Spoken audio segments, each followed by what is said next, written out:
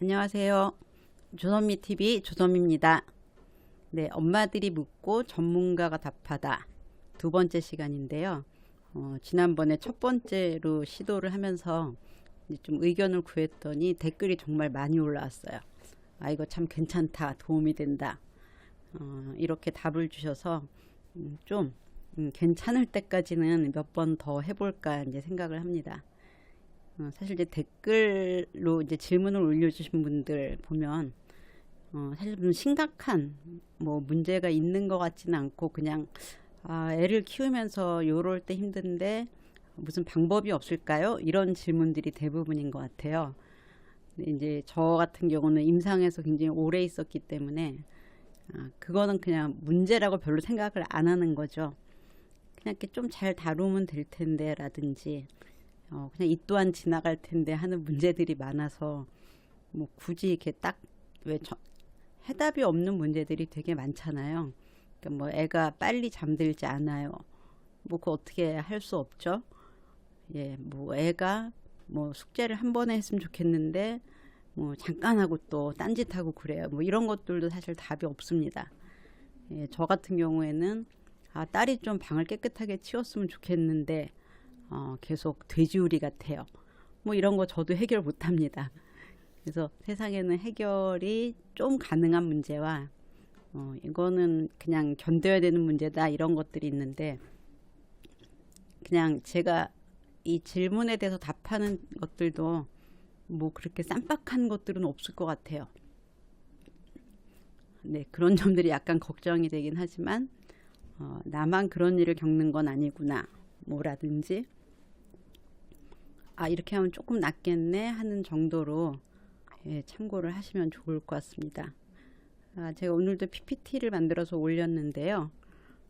이제 첫 장에 저 오른쪽에 보면 이제 사진이 하나 있죠.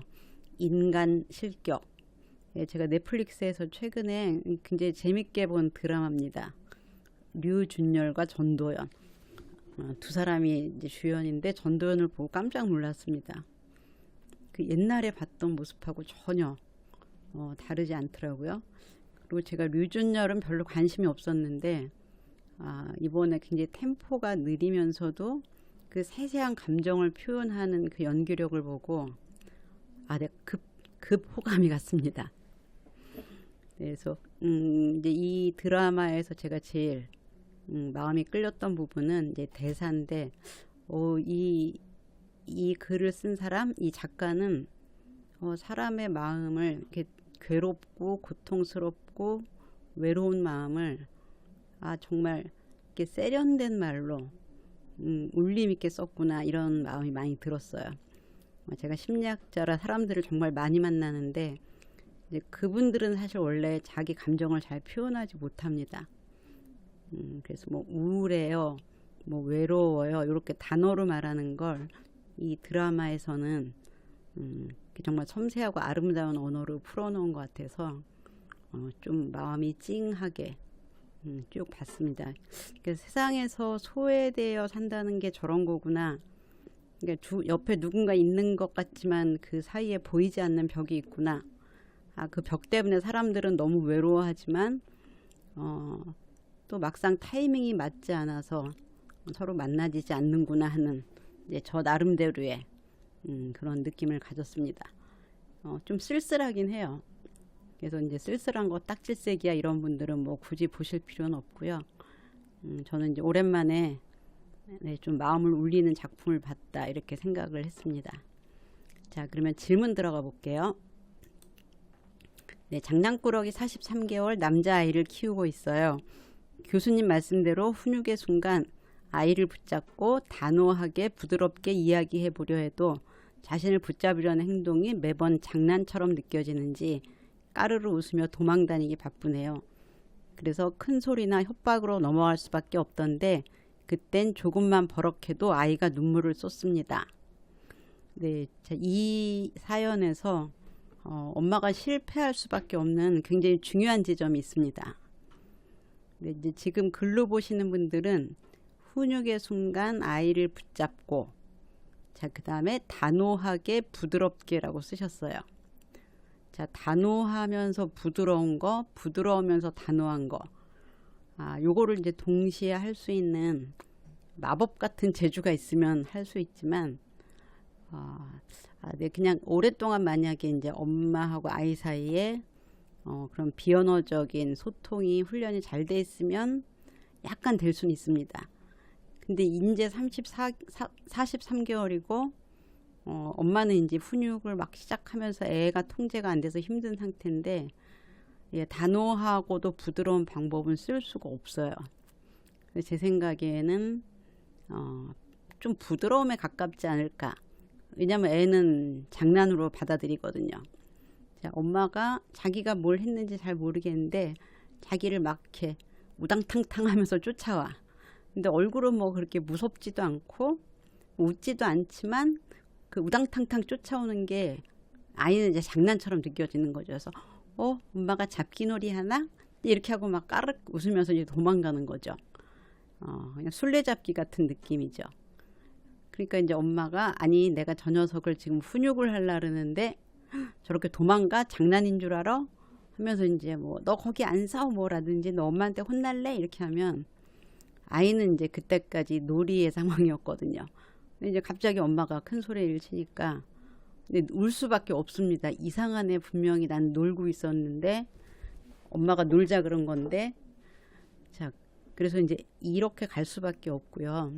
그럼 이제 이 상황에서 어떻게 해야 되느냐. 이렇게 많은 분들이 아이하고 뭔가 이렇게 상호작용을 할 때 말을 많이 생각하세요. 무슨 말을 해야 되지? 자, 엄마는 네가 이렇게 하는 건 뭐 이제 이렇게 해서 이렇게 좋은 말 혹은 효과적인 말을 생각하는데, 애들뿐 아니라 어른도 가장 중요한 건 비언어입니다. 그래서 내가 쟤를 지금 훈육할 거야. 쟤를 붙들고 못하게 할 거야. 라는 마음이 들었을 때 이 표정과 몸짓이 전부 다 달라져야 됩니다. 자, 이제 예를 들면 남편이 나 7시까지 갈게. 이렇게 얘기를 했는데 전화를 안 받고 9시에 왔어요. 자, 그럼 이제 현관문을 이렇게 삐그덕 열고 들어올 때 나의 눈빛과 몸짓과 목소리 톤을 한번 생각해 보세요. 자, 이해가 되시겠죠? 온몸에 힘을 빡 주고 너 어디 혼나볼래? 뭐 이런 자세가 되잖아요. 너무 사랑하시는 분들은 안 그러시겠죠. 자, 그런 식으로 뭐라고 말을 하거나 뛰어가기 전에 엄마가 일단 비언어를 단호하게 전달하게끔 마음을 잡아야 돼요. 그러니까 예를 들면 얘가 뭘 만지면 안 되는 걸 들고 막 도망간다 그러면 마음속으로 너 그거 빨리 엄마 줘야 돼 하는 마음을 딱 먹어야 이게 언어 비언어가 똑같이 다 단호해 줍니다. 근데 이제 표정은 이렇게 약간 애매하게 하고 그냥 이렇게 야 너 이렇게 하면 이제 애들은 그 맥락 이해를 못 하거든요.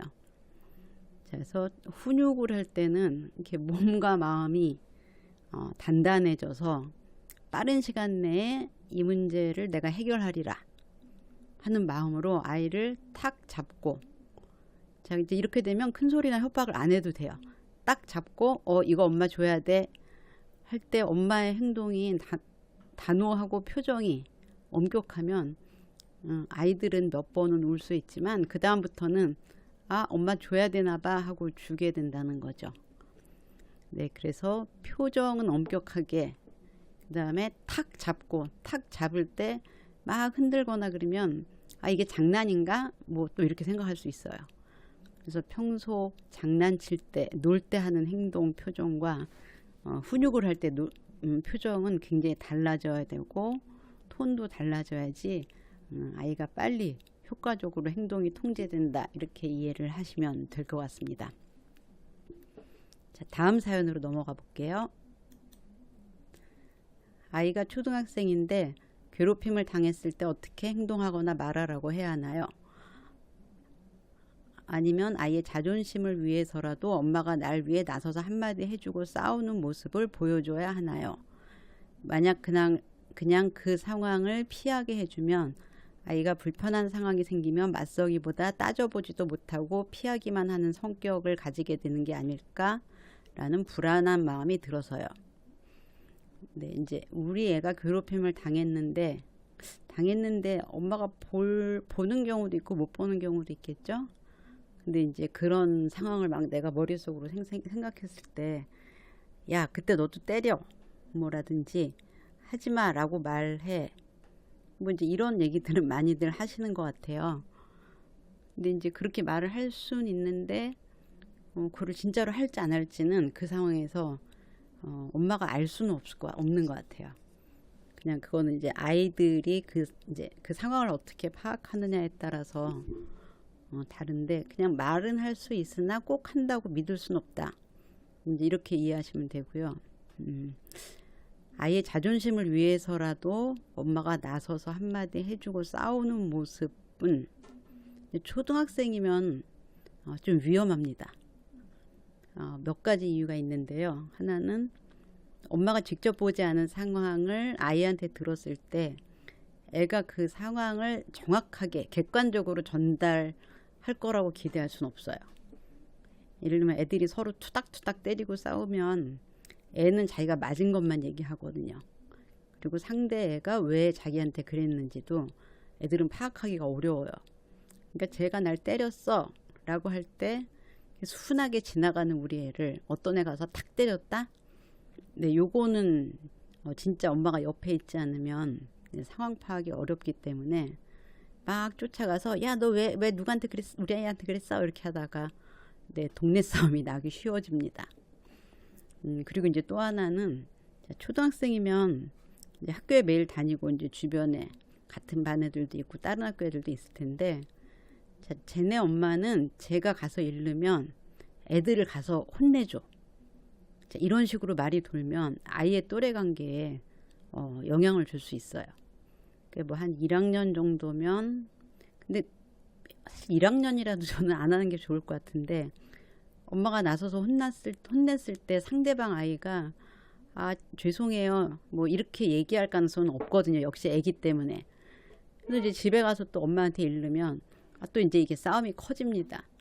근데 잘잘못을 가리지도 못한 상태에서 이렇게 이제 싸움이 벌어지면 그 이후로 생활이 되게 불편해질 수 있어요. 제가 상담했던 분 중에 그렇게 우연히 싸우게 됐는데 같은 아파트에 같은 라인이었던 거예요. 이제 엘리베이터를 탈 때마다 너무 조마조마하고 이사라도 가야 되나 뭐 이제 이런 고민까지 하시더라고요. 그래서 이제 애가 초등학생쯤 되면은 그냥 선생님을 통해서 뭐 어쨌든 어른들이 이제 상황을 파악하고 뭐 잘하네 잘못해네 이렇게 이제 좀 먼저 가리는 게 필요하지, 엄마가 푹 하고 나서는 건 부작용이 훨씬 더 큽니다. 애한테는 이렇게 해라고 말은 할 수 있지만 애들이 반드시 부모가 가르친 대로 하기는 어려워요. 그냥 바램일 뿐이죠. 자, 그 다음 질문은 만약에 내가 나서서 걔를 혼냈어. 야, 왜 괴롭혀? 이렇게 했는데 그래서 이제 그 아이가 뭐 죄송해요 하고 갔다고 치죠. 자, 근데 이제 이 상황이 아이가 회피하는 성격으로 만든다. 이런 일들이. 이건 좀 이제 논리적 비약인 것 같아요. 지금 따져보지도 못하고 피한다고 하는 건 상대에 따라서 되게 다를 수 있거든요. 그러니까 만약에 이 정도로 애가 엄마 믿고 피하기만 하려면 또래 관계뿐만 아니라 모든 면에서 뭐 숙제도 대신 해주고 선생님한테도 대신 얘기해주고 이렇게 하면 엄마가 대신 해줘 뭐 이렇게 했지만 그냥 다른 애랑 약간 마찰이 생겼을 때 이러는 정도로는 뭐 아이가 뭐 크게 성격이 형성되는데 영향을 미칠 수는 없고요. 저는 그거 말고 한 가지가 더 좀 신경이 쓰였어요. 아이가 초등학생인데 괴롭힘을 당했다고 했거든요. 이제 괴롭힘을 당하는 아이들도 있고 괴롭히는 아이들도 있겠죠. 근데 이제 이게 사회생활이라는 게 애들도 이제 사회생활인데 얘는 괴롭혔고 쟤는 당했어라고 이렇게 클리어한 상황들이 이렇게 많지가 않아요. 그러니까 따지고 만약에 이제 아이 둘을 키워보신 분들은 알 텐데 얘가 100% 잘못했고 쟤는 100% 잘못하지 않았어. 이렇게 말하기가 되게 어렵잖아요. 그러니까 잘잘못을 가리다가 또 2차, 3차로 울고 불고 난리가 나거든요. 그래서 너가 괴롭힘을 당하면 이라고 얘기하는 것부터가 이 아이가 이제 자기가 피해자라는 피해의식을 갖게 될 수 있거든요. 그래서 그냥 괴롭힌다 어쩌다라기보다는 그냥 무슨 일 있으면 엄마한테 얘기해 하고 들어보고 약간 이건 좀 문제일 수 있는데 하면 좀 알아보고. 근데 알아보고 되게 중요합니다. 그냥 애들만 말만 듣고 이제 믿는 분들이 있는데 이 아이의 학교 생활에도 크게 어려움이 초래될 수가 있어요. 그러니까 막 누구야 우리 애를 뭐 이렇게 해갖고 전교의 유명한 어머니들을 제가 직간접으로 만나본 적이 있습니다. 간접이라는 건 그런 엄마 때문에 이제 아이가 놀래고 엄마가 스트레스 받아서 병원에 오시는 분들도 있어요. 그래서 제가 바라는 건 우리가 아이를 키우는 엄마들은 좀 서로 너그러워지자. 내 아이도 아이지만 상대 아이도 아이거든요. 그래서 다음부터 그러지 마 하는 정도면 되지, 이게 무슨 집안에 원수 만난 것처럼 네, 그렇게 보복을 하고 뭐 네, 이럴 일은 사실 많지는 않은 것 같아요. 그래서 서로 너그럽게 대해주자. 네, 이런 생각을 해봤습니다. 자, 다음 사연은 5세 남자아이인데 대근육 발달은 빠르거나 평균인데 소근육 발달이 좀 느립니다. 영유아 검진 결과도 그렇고 유치원생께서도 가위질, 연필 잡기, 양말 혼자 신기가 안 된다고 집에서 연습 많이 해주라고 하는데 어떻게 하면 도와줄 수 있을까요? 참고로 색칠은 하고 신발도 혼자 신습니다. 그냥 천천히 기회를 주고 기다리면 되는 건지 억지로라도 가르쳐야 하는 건지요. 근데 이제 아마 소근육 협응력이 좀 늦게 발달하는 것 같은데 이 발달이라는 뭐 대근육, 소근육, 언어 뭐 이런 것들은 아이나 엄마의 의지와는 상관이 없거든요. 이제 이미 태어날 때 뇌에 어느 정도 그 시간과 정도가 프로그램이 되어 있어요. 그러니까 우리 애는 좀 소근육이 빨랐으면 좋겠어. 그래서 막 가르친다고 되는 게 아니고 우리 애는 말을 좀 빨리 했으면 좋겠어 해서 가르친다고 되지가 않거든요. 그래서 뭐 뇌 발달을 촉진한다 뭐 이런 것들을 저는 거의 믿지 않는데, 왜냐하면 그런 것들을 하면 다 효과가 있습니다. 효과가 있는 이유는 그것 때문에 효과가 있는 게 아니라 애들은 그냥 발달하는 시기이기 때문에 어제보다 오늘이 낫고 오늘보다 한 달 뒤가 낫고 한 달 뒤보다 내년이 낫거든요.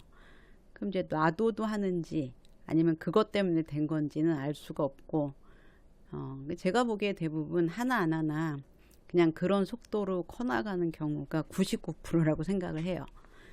근데 지금 이제 영유아를 잘못 쓰셨네요. 영유아 검진 결과에서 소근육이 늦다고 나왔는데, 소근육이 늦다는 거는 여기 선생님 말한 것처럼 가위질, 연필 잡기, 양말 신기가 안 되는 게 소근육이 느린 겁니다. 자, 근데 이제 선생님이 집에서 연습을 많이 해주라고 하는데, 자, 이제 소근육이 느리니까 연습을 하면 좋겠다. 뭐 이제 굉장히 논리적인 말인 것 같죠. 자, 근데 연습을 해서 빨리 따라잡을 수 있으면 소근육이 늦다고 하지 않습니다. 그러니까 예를 들면은 우리 애는 키가 작으니까 밥을 많이 먹으면 키가 클 거야. 자, 이렇게 생각할 수는 있지만 내가 밥을 많이 먹인다고 꼭 키가 크는 건 아니거든요. 키는 이제 유전적 요인이 한 7~80% 이상이라 그래요. 그러니까 엄마가 크면 뭐 애가 크고 아빠가 크면 애가 크고 이런 게 아니라 그 키에 대한 유전자를 어떻게 조합해서 물려받았느냐에 따라서 키가 결정된다고 하거든요. 자, 그래서 좀 도와줘서 극복할 수 있는 문제와 일단 발달 자체가 그렇게 프로그램 되어 있어서 이제 좀 뭐 약간은 나아질 수 있지만 전반적으로는 이제 힘든 그런 경우도 있거든요. 그래서 아마 선생님이 이렇게 강하게 얘기하진 않으셨을 것 같고, 만일 어머니 집에서 연습을 안 해서 애가 느려요 이렇게 얘기하신다면 발달을 잘 모르는 분이라고 생각돼요. 저는 교사라는 위치는 그 아이들마다 다 다르니까 그 다른 아이들을 각각 파악하고 그 아이한테 맞게 이끌어주는 게 맞다고 생각하거든요. 이제 이렇게 제가 길게 말씀드린 이유는 엄마가 가위질이나 뭐 연필 잡기를 가르칠 수는 있어요. 근데 얼만큼 따라가는지는 엄마나 아이의 노력하고는 꼭 상관이 있는 건 아니라는 거죠. 예, 내가 영어를 좀 빨리 하고 싶어. 빨리 잘하고 싶어. 그래갖고 막 이제 매일매일 한다 그래서 이게 빠르게 다 배울 수 있는 건 아니잖아요. 예. 그래서 조금씩 연습하고, 왜냐면 이제 갑자기 많이 하면 대부분 애들이 질리고 힘들어하고 그다음부터 이제 시도도 안 하려고 할 수가 있어요. 그래서 이제 조금씩 뭐 예를 들면 연필 잡고 이름 쓰기는 아직 벌써 해야 되나 이런 생각이 좀 드는데, 뭐 가위질 같은 경우는 엄마랑 뭐 하루에 한 번씩 동그라미 그려서 오려보고 세모 그려서 오려보고, 그러니까 이제 지루하지 않게 놀이처럼 해주시면 좋을 것 같고, 연필 잡기는 좀 난이도가 있는 것 같아요. 그래서 이거는 꼭 지금 5살이고 그러니까 꼭 해야 되는 게 아니면 빼고, 양말 혼자 신기는 일단 이제 나눠서 좀 해보시면 어떨까 싶어요. 양말을 그냥 발에 끼기만 하기, 그러니까 발끝에, 그 다음에 당기기만 하기, 뭐 그 다음에 돌려보기, 이렇게 해서 한 단계씩 가르치시면, 예, 그래도 아이가 할 수 있는 범위 내에서는 지금보다 좀 잘할 것 같아요. 자, 선생님이 혹시 이것 때문에 너무 엄격하게 아이를 혼내는 건 아닌지 확인해 보시고요. 약간 좀 못마땅한 눈치가 보이면 이 영유아 검진 결과를 갖다 보여드리고, 아, 애가 좀 소근육이 늦다고 한다, 크면 나아질 거라고 하더라 하고, 네, 선생님을 좀 설득시킬 필요가 있는 것 같습니다. 네, 도움 되셨죠? 네, 다음 사연으로 넘어가 보겠습니다. 자, 딸이 6살인데 문제 풀 때 잘 풀다가 중간에 하나를 틀리면 그때부터 울고불고 자긴 못한다고 그래요. 그렇다고 제가 꼭 잘하라고 한 적이 없는데 너무 자주 그래서 저도 달래기가 너무 지쳐요. 성향상 욕심이 많아서 그러는 건가 했는데 시간이 갈수록 심하다 싶어요. 제가 걱정되는 건 못한다고 시도조차 안 하고 포기해버리지 않을까 하는 점이에요. 어떤 식으로 아이를 달래야 할까요? 자, 이제 이 문제는 아이가 뭐 포기를 한다거나 운다거나 이런 문제가 아니고, 이렇게 맞았다 틀렸다에 노출될 나이가 아닌데 노출됐다는 거죠. 자, 그거는 이제 어떤 의미냐면은, 우리 이거 해볼까? 이제 이렇게 하고 뭐 블록 조립을 하는데, 애가 이제 2개, 3개째인데, 너 틀렸어, 다시 해. 이렇게 되면 애들은 그냥 자기가 즐거움으로 뭔가를 했는데 틀렸다고 이제 지적을 받는 거거든요. 그러니까 뭐 제가 만약에 집에서 케이크를 한번 만든다고 해보죠. 그럴 리는 없을 것 같은데, 네, 밀가루 사다가 반죽하고 있는데 누가 잘하는 사람이 옆에 와서 그거 틀렸어 이렇게 하면은, 네, 그냥 난 케이크를 지금 처음 시도해봤을 뿐인데 뭐 이제 이러면서 그래, 관두자라든지 이제 그 사람에 대해서 막 적개심을 갖게 되겠죠. 자, 지금 6살이고 학교 가기 전 나이, 그러니까 한 10살까지는 뭘 해보는 나이지 맞고 틀리는 거를 확인받는 나이가 아니에요. 그러니까 이제 아이들은 뭐가 틀렸다 그러면은 가위바위보에서 진 것 같은 느낌이에요. 자기가 뭘 열심히 하면 잘 풀고 열심히 안 하면 틀린다. 그러니까 잘 풀기 위해서 뭔가 집중하고 열심히 해야 된다, 이런 나이가 아니라는 거죠. 그러니까 문제집하고 애하고 싸우게끔, 네, 그렇게 하니까 애가 너무 이제 마음이 상한 것 같아요. 애들은 어느 정도 클 때까지도 이렇게 틀렸다고 찍 긋는 거에 굉장히 기분이 상해합니다. 이제 평가받는 거죠. 잘했어, 못했어 이렇게 할 때 아직 어리기 때문에 존재 자체가 부정당하는 느낌을 받습니다. 그래서 이제 어머니가 6살이니까 좀 간단한 거 풀려보자, 이제 뭐 이렇게 이런 마음이신 것 같은데, 지금 딸이 이렇게 하는 거 보면은 맞는다 틀렸다 하는 문제집을 풀면 안 될 것 같고요. 그냥 이렇게 쭉 보고 엄마가 설명해 주고, 그럼 네가 한번 설명해 봐 이렇게, 그거 아니야 이 말은 한 1년 이상 하지 말아야 될 것 같아요. 지금 벌써 이렇게 틀리는 거에 과민해졌으면 이제 앞으로 이거 틀렸어 하면은 아이가 뭐 굉장히 짜증이 많아지든지 아니면 회피하든지 뭐 화를 내든지 예, 그럴 수 있거든요. 그래서 이 문제집을 풀리지 않는다. 문제집을 풀리지 않은 채 오랜 시간 학교 갈 때까지 맞았다 틀렸다는 얘기를 하지 않아야 나중에 이제 문제집이라는 걸 처음 만났을 때 덜 부정적으로 받아들일 것 같습니다. 그냥 뭘 좀 가르치시는 건 괜찮은데요. 문제집은 안 풀리는 게 좋아요. 평가거든요, 평가. 그러니까 애들은 그냥 있으면 되는데 뭔가에 대해서 평가를 받는 건 진짜 부담스럽고 내가 이 문제를 틀렸다고 받아들인 게 아니라 나라는 존재 자체를 부정당하는 느낌을 받거든요. 그래서 학습 방법이 애를 좀 속상하게 만든 것 같습니다. 자, 마지막 사연입니다. 초등학교 1학년 여자아이의 친구 관계가 고민입니다. 2학기 초 선생님과 상담 시 교우 관계 조사 내용을 말씀해 주셨는데 제일 친한 친구를 써내라고 했을 때 우리 아이는 반아이 거의 대부분이 친하다고 썼는데 우리 아이를 친하다고 쓴 아이가 한 명도 없는 듯한 눈치였습니다. 아이도 친구들이 자기와 짝을 안 할 때 제일 속상하다고 하네요. 모둠 활동을 할 때 서로 짝을 정하는데 저희 아이는 자기가 싫어하는 아이들과 짝이 된다며 예, 말하는 친구들이 다 남자아이입니다. 문제인가요? 라고 하셨는데요. 아마 이제 선생님이 조용히 그냥 친한 친구 써내봐 이렇게 해갖고 이제 그거를 다 취합해서 갖고 계신 것 같아요. 이제 이런 걸 왜 하나 하는 생각이 들 수도 있는데, 예, 뭐 이런 걸 이제 학교마다 다 하는지는 모르겠어요. 근데 이제 이 아동기의 또래 관계는 굉장히 중요합니다. 그래서 이제 연구를 해보면 그 아동기에 또래들에게 어떤 평가를 받는지가 아주 오랫동안 영향을 미친다는 그런 결과가 많이 나와 있거든요. 그래서 아마 이렇게 좀 얘가 다른 애들한테 어떻게 보이는지 선생님이 알고 있어야 잘 도와줄 수 있겠다. 뭐 이런 좋은 마음으로 하셨겠죠. 네, 애들한테 뭐 그거를 다 보여주고 이런 게 아니라 이제 엄마들 상담할 때 조금 이제 또래 관계가 이런 부분이 있어요. 아마 이렇게 말씀하시려고 했다고 저는 믿습니다. 자, 근데 이제 친한 친구를 써내라고 했는데 이제 이 사연자분 아이는 다 친해요, 다. 하고 이제 애들 이름을 다 썼나 봐요.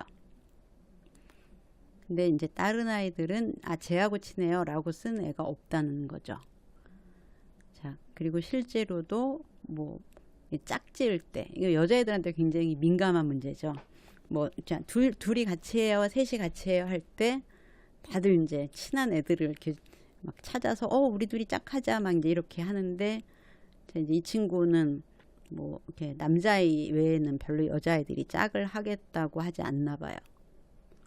자, 이제 이게 교육적으로 어떤 의미냐 이제 이거를 떠나서 그냥 제가 심리학자로서 말씀드릴 수 있는 건 아이가 특별히 여자아이들이 친하지 않은 건 뭔가 이유가 있을 거예요. 이제 보통 여자아이들은 이렇게 좀 감정을 주로 나누죠, 서로.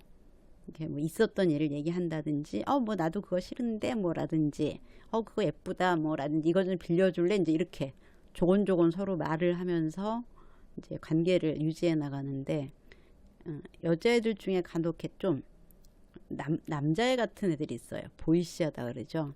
그래서 뭐, 야, 가자! 뭐라든지, 막 남자애처럼 막 뛰고, 뭐, 그러니까 민감하지 못한 아이들. 근데 그런 아이들이 조금 여자애들 관계에서는 다른 아이들한테 좀 부담을 줍니다. 나는 요렇게 하고 싶은데, 쟤는 내가 뭘 원하는지 잘 몰라. 라든지, 내가 그걸 하자 그래도 잘 안 들어. 뭐라든지, 자기 하고 싶은 대로 해. 뭐라든지, 내가 기분이 나쁜데 잘 못 알아차려. 근데 이제 여자아이들은 요럴 때 좀 걔랑 놀고 싶지는 않아 이런 마음이 들거든요. 그래서 지금 이제 반 학급 아이들한테 다 조사를 했는데 아마 한 명도 안 나온 애들이 뭐 그렇게 많지 않을 수 있는데요. 어쨌든 엄마 입장에서는 이제 우리 애가 그 초등학교 1학년 여자아이로서 어떤 성향인지, 어떤 기질인지, 아니면 행동 특징이 어떤지 파악해보는 기회로 삼으면은 네, 좀 속상하시겠지만 좋은 계기가 될 것 같습니다. 네, 이번 시간에는 여기까지 하고요. 마찬가지인데 혹시 네, 이 댓글에 대한 전문가의 답변, 이 코너가 마음에 든다 하시는 분들은 예, 댓글을 좀 올려주시면 제가 한 어느 정도까지 할지 결정하는 데 도움이 될 것 같고요. 제가 팟빵에서도 이제 이런 코너를 한 달에 한 번씩 합니다. 그러니까 여기 유튜브에서 한 달에 두 번, 팟빵에서 한 번, 이렇게 하면 이제 여러분의 고민을 직접적으로 다룰 수 있을 것 같거든요. 그래서 좀 색다른 걸 뭐 듣고 싶다든지 그런 분들이나 아니면 이걸 계속 했으면 좋겠다든지 하는 분들 각자 의견을 주시면 제가 개략적으로 어떤 걸 더 원하시는지 파악을 해보고 다음 방송도 준비를 해보겠습니다. 네, 감사합니다.